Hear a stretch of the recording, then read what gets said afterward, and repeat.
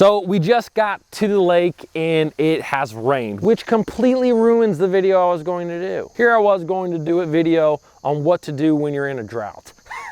Not really. But anyways, this is something as fishermen we deal with all the time. Sometimes you get to that pond, the lake, the reservoir, wherever you're fishing and it already rained, or maybe it's currently raining, or you have rain that is approaching in the distance. So today I want to talk about that. What do you do before it rains, during the rain, and after it rains? So stay tuned. It's going to be a good one. So the number one mistake that a lot of anglers make when they are fishing rainy conditions is sitting on a wet object.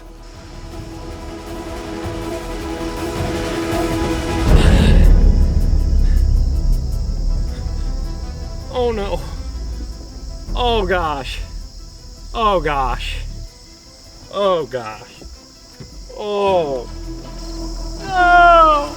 Ah, I'm just kidding, but actually I'm not, guys. If you sit on wet boat carpet or something that's wet, whether you're a bank fisherman sitting on the grass or you're fishing in a boat and you sit on that wet carpet, that is not fun. A wet butt will literally ruin any fishing trip, because a wet butt will turn into itchy cheeks, and itchy cheeks will turn into chapped hiney, and you don't want to have to deal with any of that. One of the things that I do see a lot of anglers don't do is simply change. Whenever you have rainy conditions, there's a lot of different factors that happen. Obviously you have the rain, you're gonna have a low pressure system, you're gonna have cloud cover a lot of times. As a fisherman, you have to change. You have to change before the rain comes, you have to change during the rain, and you have to change after the rain. So one thing that I've seen as the rain is approaching is that bass will typically go on the feedback. They will really start feeding heavily as that rain is approaching, as it's coming in the distance. One of the things that I always like to do is try to be in my best area, whether that's an area on the pond that you're fishing or the lake you're fishing, whatever you think the best area is for that day. Maybe it's an area where you had fished earlier and you had caught a lot of fish, or maybe you just saw a lot of life in that area. Maybe you saw fish busting, maybe you saw fish on your fish finder, whatever it may be. I like to be in those areas if I can, because you can really catch a big bag of fish, or you can just catch a lot of fish right as that storm, right as that rain is approaching. So try to be in your best area. Another thing that you can do is, typically because the fish are so aggressive during this time, I really like to throw aggressive style baits. A lot of times I'm going to be throwing fast moving horizontal lures. That may be something like a spinnerbait or a chatterbait, or one of my favorites, a topwater. During the summer, you can kind of have times of the year where the bass, they just don't like those aggressive baits. You really have to drag something kind of slow in order to catch them. But as that rain is approaching, those fish are gonna be triggered and they're gonna start eating those really aggressive baits. So pick up your aggressive style lures and try to be in your best areas, and you're gonna catch a lot of fish as that rain is approaching. All right, guys, so let's talk about now, it's raining, right? You're in a situation where you're actually fishing in the rain. First and foremost, let's be safe. If you have a lot of lightning in the area, don't be out on the water. The British are coming, head for cover. If you're out there and your line is floating in the air or your rod tips are buzzing, that may not be the best time to be out on the water. I literally don't understand the guys who are just like out there in the middle of a storm. It is not worth it to get struck by lightning in order to catch a bass. So make sure you're safe. Seek shelter. If it's lightning, if it's thunder, get off the water. Even if you have to leave the boat parked up on the shoreline to get under some sort of shelter, do so. You don't want to get struck by lightning. It's not worth it. So sometimes when you are fishing during the rain, you're obviously going to have cloudy conditions. So when that happens, a lot of times I've seen topwaters actually perform really well during the rain. This tends to happen the best when it's not raining extremely hard. If you just kind of have a light sprinkle or even a light rain, I have seen where topwaters can actually be the deal. Those fish go from feeding on plastics and things like that to all of a sudden they're a little bit more aggressive. They're feeding up on top and the rain doesn't seem to bother them. Now, if that rain is coming down really, really hard, like it's just downpouring out you on the water, I don't think a top water works the best in those situations. It's almost like the bass can't see or can't feel the top water because of how much rain is coming down. One thing I like to do in those situations is I like to use a very loud lure. And what I mean by a very loud lure is a lure that has a lot of vibration. A couple lures that come to mind are a chatterbait or a spinnerbait, or maybe a rattle trap, like a lipless crankbait style bait. Those are baits that have a lot of vibration. They move a lot of water. When that rain is coming down extremely hard, if you guys have ever been under the water while it's raining, it actually is very loud. Sound actually travels better underwater. So what you have to do is pick a lure that's very loud, that has a lot of vibration. Those are lures that the bass can really hone in on. They can actually find those when it's really, really loud. Now, you may not always be able to catch the fish on a horizontal presentation like a chatterbait or spinnerbait, a topwater like we're talking about. One thing you want to really pay attention to, if you're catching fish on the bottom or you're catching them with plastic baits, you're going to want to change the color of your lure. When you have rain, you have clouds, right? That's actually where the rain comes from. And hopefully there's no one out there like, oh, that's why it's always cloudy when it rains.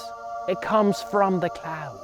But when you have cloudy conditions and overcast conditions, everything is darker. If you're fishing a soft plastic lure, what I like to do is use darker colors. A lot of times in that situation, I'm gonna pick up the good old faithful black and blue. A black and blue jig, a black and blue creature bait, whatever I'm fishing, I like that black and blue color.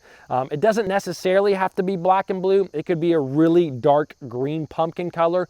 You just want to pick something that's very dark. No matter if you're fishing clear water or muddy water, black and blue can be a great color to use while it's raining. So we've talked about what to do before the rain. We've talked about what to do during the rain. Let's talk about what you should do after it rains. A lot of times what happens after it rains is you have a post-frontal condition. I have seen that a topwater bite, you know, we talked about topwaters before and during the rain.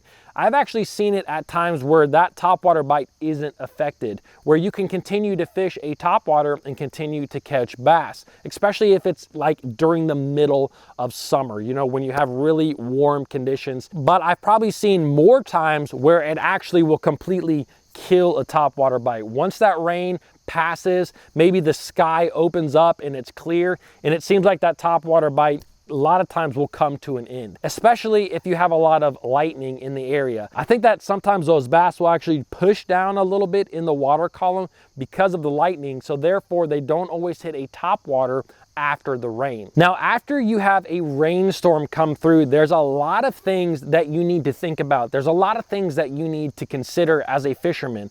One of the biggest things is water flow. If you have some sort of, you know, water flow into the pond, the creek, the lake that you are fishing, whatever it may be, maybe it's a small creek that comes into a lake, or maybe it's a culvert that goes into a pond, whatever it may be, if you have water that's starting to gush out of those areas, that can be a dynamite spot to catch a bass. This is something I try to actively look for after a rain. If that water is just starting to gush out of an area, a lot of times you have a small current that is going to develop because of that. Sometimes that water that's coming in is really, really muddy. And if it's really, really muddy, I have found that it's not always the best. Now, sometimes it's not muddy. Sometimes it's actually cleaner water that is coming into the body of water that you are fishing. And that is when it can be absolutely dynamite, especially if you're fishing a muddy water lake. So look for any type of moving water after the rain. So another thing that happens after the rain is you're basically kind of transferred into a post-frontal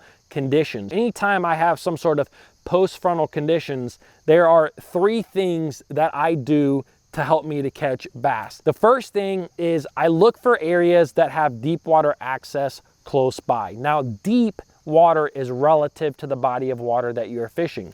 If you're fishing a very shallow water lake or a shallow water pond, you know, deep water may actually only be 6, 7 foot of water. You might fish lakes where deep water is 30, 40, 50, 60 foot of water. But I just like to have areas where deep water is close by. It seems like the bass just have more comfort in those areas, and those are where you're gonna find a lot more catchable bass. Another thing that I like in a post-frontal condition after the rain as some sort of thicker cover option for the bass. You know, this may be a grass clump, this may be a dock, this may be a stump, a brush pile. After the rain, those fish are gonna kind of bury up into thicker cover a lot of times. And so targeting that thicker cover near the deeper water is a really good bet at catching some bass. The last thing that I like to do after it rains is I typically like to slow down. So sometimes I'm going to slow down with a bait like a jig or some sort of soft plastic. And sometimes I'm actually gonna start finesse fishing. I might use a Nico rig or a drop shot or a shaky head. And depending on the conditions, you know, if it's still cloudy out, I'm gonna use my dark colors. But if that sky starts to open and it starts to get sunny out, that's when I really like to go to that green pumpkin, those natural colors to continue to catch bass. So if you guys use these tips, I think you're gonna catch a lot more bass before, during, and after a rainstorm. If you enjoyed the video, give it a like, comment below, and subscribe. I'll see you guys in the next video.